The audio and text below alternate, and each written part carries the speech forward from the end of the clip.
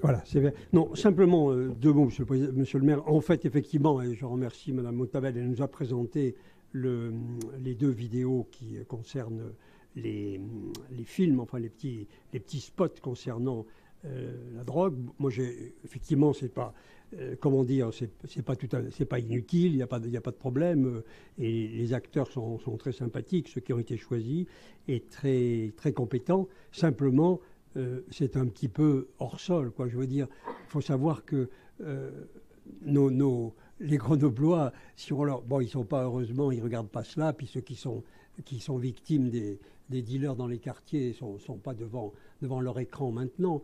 Mais ceux qui pensent ceux qui pourraient voir que le conseil municipal vote de films pour prévenir la drogue. Je pense à ceux qui habitent 7 rue Léo-Lagrange, ou ceux qui habitent au 6 rue Charles Rival, à ceux qui habitent 3 place Malraux, à tous les habitants des cités qui vivent dans des conditions que personne d'entre nous ne supporterait. Au Lys Rouge, à côté de la Papothèque, c'est insupportable. Leur dire, voilà, le conseil municipal d'hier, il s'occupe de vous, il a voté deux spots pour prévenir la drogue. Je veux dire, il y a là quelque chose qui est vraiment à côté de l'urgence qu'il y aurait à sécuriser, à défendre les habitants victimes des trafics. Et il y a des choses à faire, pas seulement de la prévention par les consommateurs de drogue, bien sûr aussi, mais pas seulement. Il y aurait des mesures à prendre pour empêcher que cela se développe. Il y aurait des poursuites à effectuer pour ceux qui sont condamnés dans les HLM avec des trafics.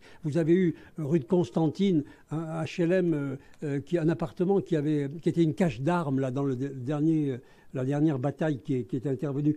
Quelles mesures ont été prises? Quelles plaintes ont été déposées? Quelles poursuites ont été effectuées? Enfin, c'est incontestable. On nous dit qu'il n'y a pas de problème, tous les logements sont occupés partout, et puis on s'aperçoit qu'on trouve des logements vides ou des logements occupés par des personnes qui font des caches d'armes. Et je pense que là, il y a quand même une telle dichotomie, un tel écart entre les problématiques que subissent les habitants et cette délibération qu'il est de mon devoir de la souligner, cette dichotomie, pour les défendre.